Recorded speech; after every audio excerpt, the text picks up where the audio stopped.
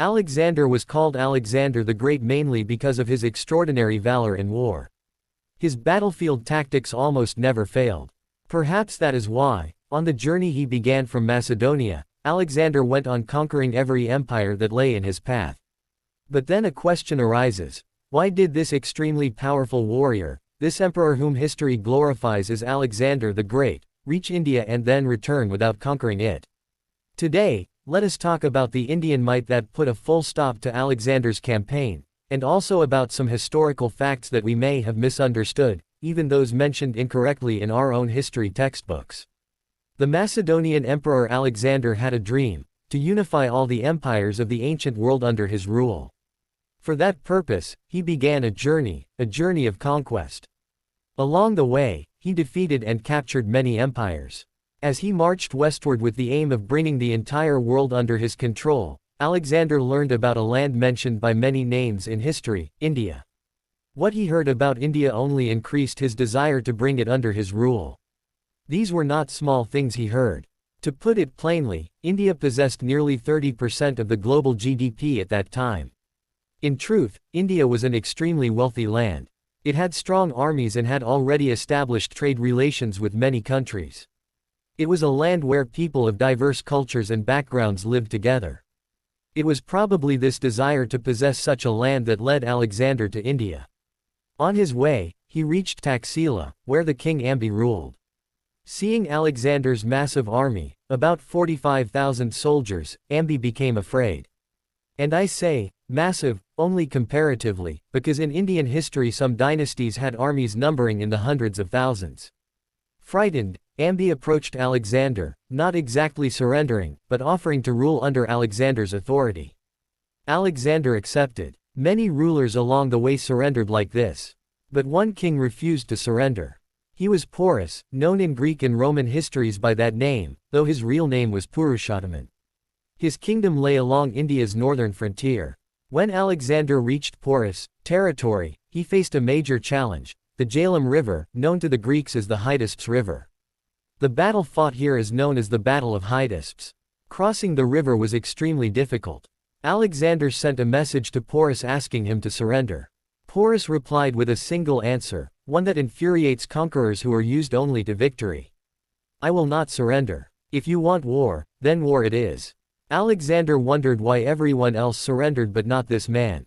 He prepared for battle. Alexander had 45,000 soldiers, Porus had 30,000. Alexander had the numerical advantage. Both armies camped on opposite banks of the Hydaspes River. Porus made a firm decision: he would not strike first. He was defending his homeland, Alexander was the invader. In modern terms, Porus followed a no first strike policy.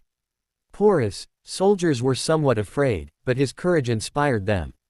Alexander noticed something strange in the enemy camp: large shapes moving in the distance. This surprised him. Alexander was no ordinary man, he was a brilliant military tactician and commander. He gathered his forces and devised a plan. He split his army into two groups. One led by Alexander himself. The other led by his general Craterus. Alexander secretly took his group, crossed the river at a different point, and attacked Porus' army from the flank, while Craterus attacked from the opposite side. Porus noticed the attack by Craterus and sent his son to confront him, while Porus himself held the main force. When Alexander finally entered the battlefield, he was stunned. For the first time in his life, he saw war elephants. He had never encountered battle elephants before. The elephants, armored and carrying soldiers, crushed men under their feet, tossed soldiers with their trunks, and caused chaos. Alexander was momentarily shaken, but he regained control and ordered his troops into his famous phalanx formation: interlocked shields, long spears, soldiers supporting each other like a moving wall. Porus' son's army was defeated, and Porus' son was killed. Alexander then attacked the elephants. Wounded elephants turned back in panic, trampling their own soldiers. The battlefield became horrific and brutal.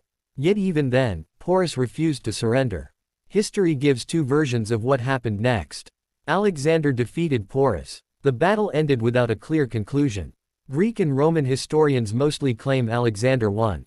According to them, Alexander asked Porus how he wished to be treated. Porus replied, Treat me as one king treats another. Impressed, Alexander supposedly returned Porus' kingdom to him and allowed him to rule under Macedonian authority. However, Indian history does not mention this battle at all, nor does it mention Porus. Only Greek and Roman sources speak of it. Some Greek historians say Alexander won, others say the battle ended in a draw. Greek historians also claim Alexander wanted to attack the Nanda Empire, but his soldiers were exhausted and refused to continue. His generals convinced him to turn back. This explanation seems questionable. Alexander was not someone who turned back easily. If Alexander truly defeated Porus, then beyond Porus' kingdom lay the Nanda Empire, which possessed 200,000 infantry, 80,000 cavalry, 60,000 war elephants. Alexander had only 45,000 soldiers. Against such numbers, he stood no chance. If Alexander had attacked the Nandas, Greek history might only record that a king left Macedonia, and nothing more.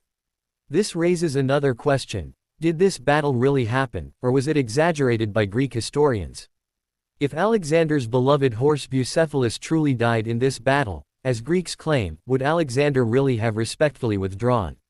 Highly unlikely. Alexander loved that horse like a brother. If Porus' forces killed Bucephalus, Alexander would not have simply shaken hands and left. History also says Alexander suffered serious wounds and illness on his return and eventually died. It is very possible these injuries came from defeat in India. One thing is certain, Alexander turned back only after witnessing India's strength. Another important point, if such a massive battle occurred near Taxila, home to one of the world's greatest ancient universities, Indian scholars would certainly have recorded it. The absence of Indian records raises serious doubts. Perhaps the battle was insignificant to Indian history. Or perhaps Alexander never truly fought it. What we can say with confidence is this: India was not a weak or simple land. It was powerful, rich, diverse, and intellectually advanced. Even Alexander's general Seleucus, years later, tried to establish an Indo-Greek kingdom in northwestern India, but eventually submitted to an Indian ruler and even married his daughter to him. So if Alexander truly fought Porus, it is hard to believe he left peacefully. More likely, he left after being badly beaten. What do you think? Did Alexander defeat Porus and leave honorably? Did he retreat in fear of India's power? Or was he defeated outright?